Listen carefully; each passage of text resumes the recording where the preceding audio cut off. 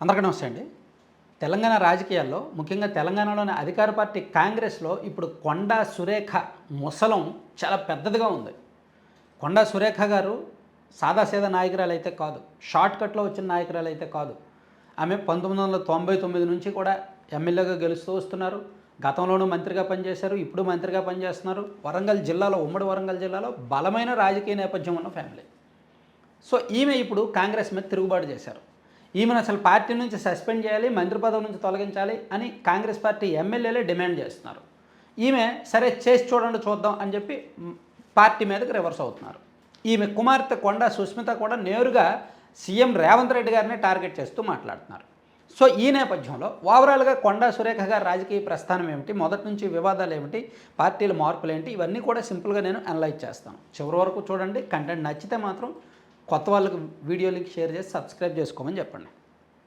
1990స్లోనే రాజకీయ ప్రయాణం వీళ్ళది మొదలైంది. కొండా మురళి, కొండా సురేఖ దంపతులది.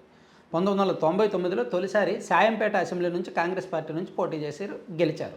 2004లో కూడా అదే నియోజకవర్గం నుంచి ఎమ్మెల్యేగా గెలిచారు.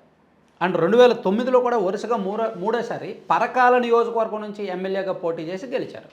గెలిచిన తర్వాత వైఎస్ రాజశేఖర రెడ్డి గారి ప్రభుత్వంలో మంత్రిగా ఆమె స్త్రీ శిశు సంక్షేమ శాఖ మంత్రిగా బాధ్యతలు చేపట్టారు. తర్వాత 2009 సెప్టెంబర్లో రాజశేఖర రెడ్డి గారి మరణానంతరం జరిగిన రాజకీయ పరిణామాల్లో ఆమె జగన్మోహన్ రెడ్డి గారికి మద్దతు పలికారు.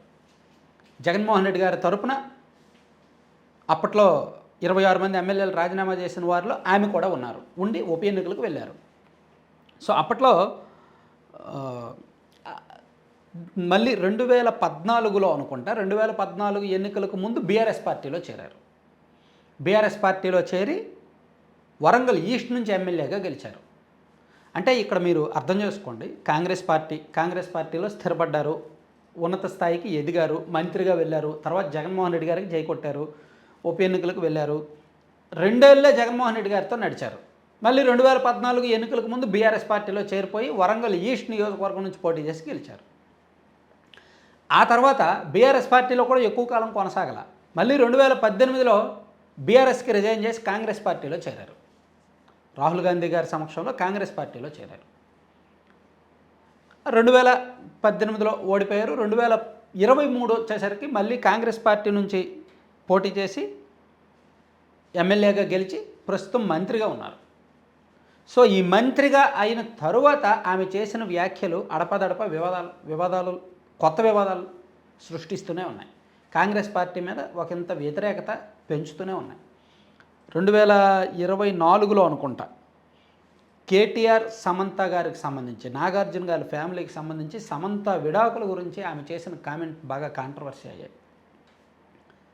ఒక నెల రోజుల పాటు నేషనల్ మీడియాలో కూడా బాగా వైరల్ అయ్యాయి. దాదాపుగా ఒక వారం రోజుల పాటు నేషనల్ మీడియాలో బాగా వైరల్ అయ్యాయి.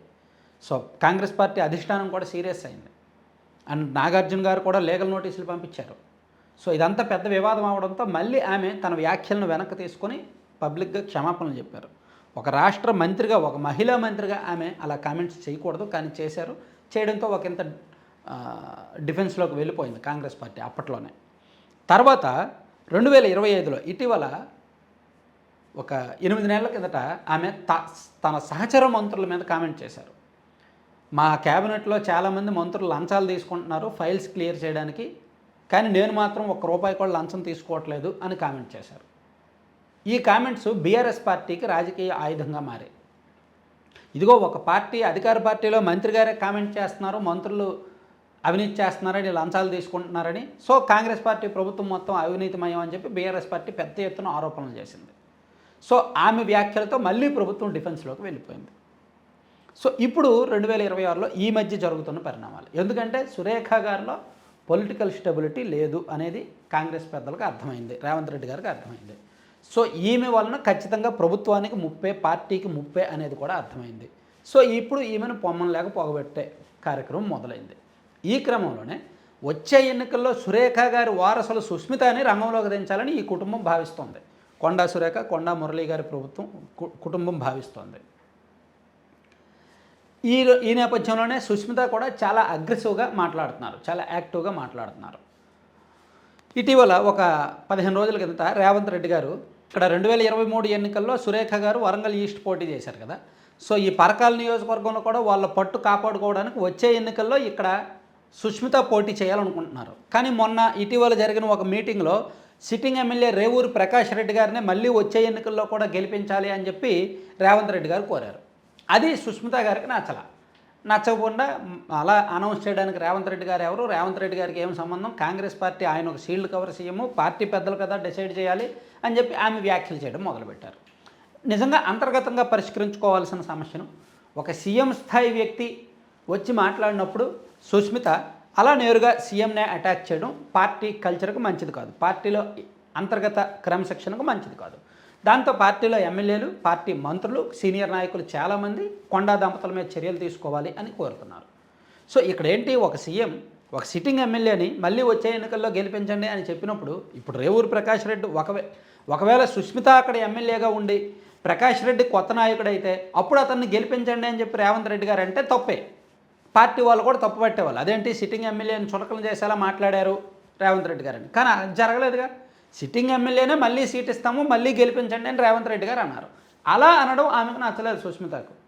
వచ్చే ఎన్నికల్లో నేను ఇక్కడ పోటీ చేస్తాను, నేను గెలిచి తీరుతాను అని చెప్పి ఆమె సవాల్ చేస్తూ రేవంత్ రెడ్డి గారిని టార్గెట్ చేశారనమాట. ఇక్కడ ప్రభుత్వంలో మంత్రిగా ఉన్న సురేఖ గారు తన కుమార్తెను కంట్రోల్ చేయాలా వద్దా? తన ప్రభుత్వాన్ని కాపాడుకోవడానికి, తన పార్టీని కాపాడడానికి ఆమె ప్రాధాన్యత ఇవ్వాలి. మంత్రిగా బాధ్యతలు చేపట్టిన తొలినాళ్ళలోనే కేటీఆర్ గారి మీద వ్యాఖ్యలు చేయబోయి నాగార్జున ఫ్యామిలీని, సమంత మీద వ్యాఖ్యలు చేయడం ఒకటో తప్పు అయితే, తాను తప్పు మిగిలిన మంత్రులందరూ కూడా అవినీతి పరులే, లంచాలు తీసుకుంటున్నారా అని అనడం రెండో తప్పు, రెండో వివాదం అయితే, ఇప్పుడు తన కుమార్తె ద్వారా సీఎంనే టార్గెట్ చేయించడం మూడో తప్పు, మూడో వివాదం. సో ఇవి పెరుగుతూ వస్తున్నాయి. కాబట్టి ఆమెను కంట్రోల్ చేయాలి, అవసరమైతే మంత్రి పదవి నుంచి తప్పించి పార్టీని సస్పెండ్ చేయాలి అనే డిమాండ్లు వినిపిస్తున్నాయి. ఒకవేళ ఇప్పుడు కూడా చేయకపోతే పార్టీలో మిగిలిన వాళ్ళకి ఇది ఒక ఆయుధంగా మారుతుంది.